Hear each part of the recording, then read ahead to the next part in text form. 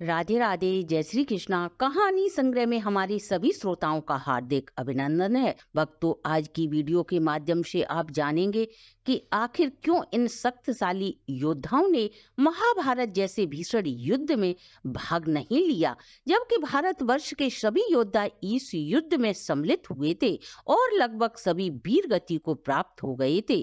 कुछ चंद्र शक्तिशाली योद्धा ऐसे भी थे जो इस युद्ध से परे रहे, जिन पर भगवान की असीम अनुकंपा थी। लेकिन कुछ ऐसे भी योद्धा थे जिन्होंने युद्ध से अपने आप को अलग ही रखा। वो योद्धा कौन थे?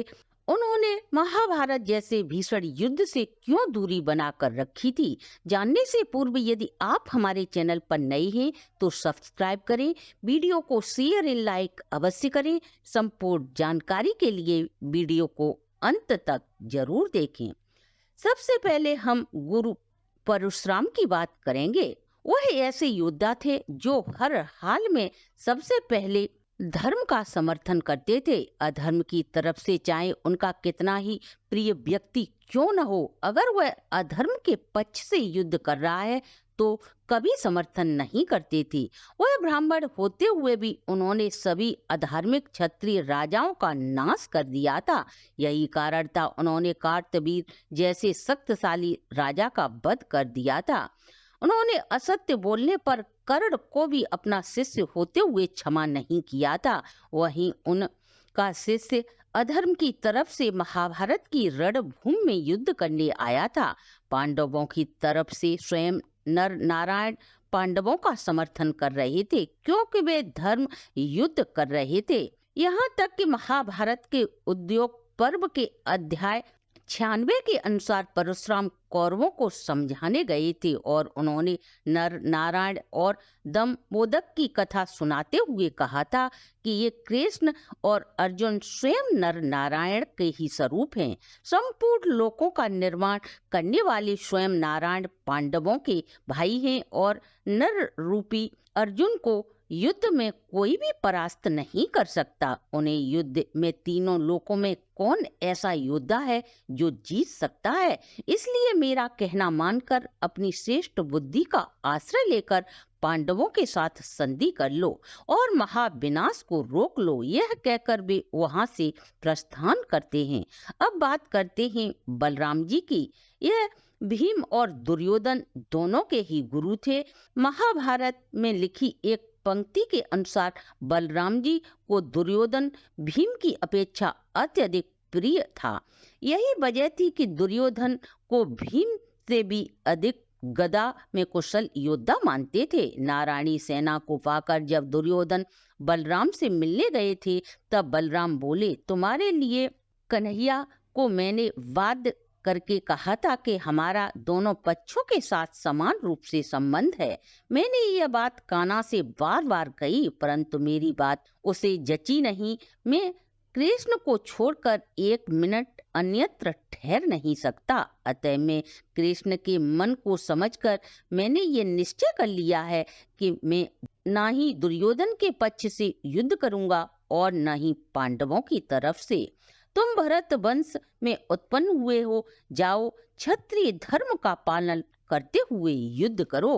कुरुक्षेत्र में युद्ध प्रारंभ होने से पहले बलराम पांडवों के शिविर में गए थे। वहां बलराम ने परिस्थितियों को देखते हुए महान दारुण नर संहार अवश्य ही होगा। इस युद्ध से पार हुए समस्त योद्धाओं को मैं अक्षत शरीर से निरोग देखूंगा। मेरा ऐसा विश्वास है। इस धर्म युद्ध में पांडवों की विजय निश्चित है। मैं कृष्ण के बिना इस संपूर्ण जगत को आंख उठाकर भी नहीं देख सकता। अतः केशव जो भी करता है मैं उसी का अनुसरण करता हूँ। भीमसेन और दुर्योधन दोनों ही मेरे शिष्य हैं और गदा युद्ध के महारथी हैं। इसलिए मैं इस युद्ध से परे सरस्वती नदी के तटों का सेवन करने जा रहा हूँ, क्योंकि मैं कुरुवंशियों को नष्ट होते देखकर मैं उनकी अपेक्षा नहीं कर सकता। ऐसा कहकर महाबली बलराम पांडवों से विदा लेकर श्री कृष्ण को संतुष्ट कर तीर्थ यात्रा को निकल जाते हैं। तीसरा वो योद्धा प्रद्युम्न, जो भगवान श्री कृष्ण का पुत्र था। प्रद्युम्न का युद्ध में भाग न लेने का कारण कहीं भी स्पष्ट रूप से नहीं मिलता है। इसके साथ ही उनके भ्राता शाम और प्रद्युम्न के पुत्र अनिरुद्ध ने भी महाभारत युद्ध में भाग नहीं लिया था। अगर वो भाग लेते भी तो अपने पिता कृष्ण और अपने गुरु अर्जुन के विरुद्ध युद्ध नहीं करते। प्रद्युम्न इतने शक्तिशाली योद्धा थे कि उन्होंने अकेले ही कर्ण, भीष्म, जरासंध आदि कई कुर योद्धाओं को बंदी बनाकर एक मायावी गुफा में डाल दिया था। वह पराक्रम में अर्जुन के ही समान थे। युद्ध में सम्मिलित हों वे गुरु और पिता का वैभव कम नहीं करना चाहते थे, परंतु यदि वे पांडवों की पक्ष से लड़ते तो इस युद्ध की अवधि 18 दिन न होकर यह युद्ध शीघ्र ही खत्म हो जाता। वहीं भगवान श्री कृष्ण के पुत्र शाम ने दुर्योधन की पुत्री का विवाह मंडप से अपहरण कर लिया था। बलराम ने बीच में आकर झगड़ा शांत कराया। शाम बहुत ही अहंकारी और हठी प्रवृत्ति के थे। वो किस युद्ध से दूर ही रहे, वरना बब्रुवाहन अर्जुन ने अपने वनवास काल में विभिन्न प्रदेशों का भ्रमण किया था। इसी दौरान वे मणिपुर राज्य में गए। वहां चित्रांगदा से उनकी भेंट हुई और वहां के राजा चित्रांगन की वह बेटी थी। जब अर्जुन ने चित्रांगदा से विवाह का प्रस्ताव रखा तब उनके पिता ने यह शर्त रखी, चित्रांगदा की होने वाली संतान यही रहेगी, क्योंकि चित्रांगदा उनकी इकलौती पुत्री थी। यही वजह थी अर्जुन पुत्र बब्रुवाहन युद्ध में भाग लेने नहीं आया था।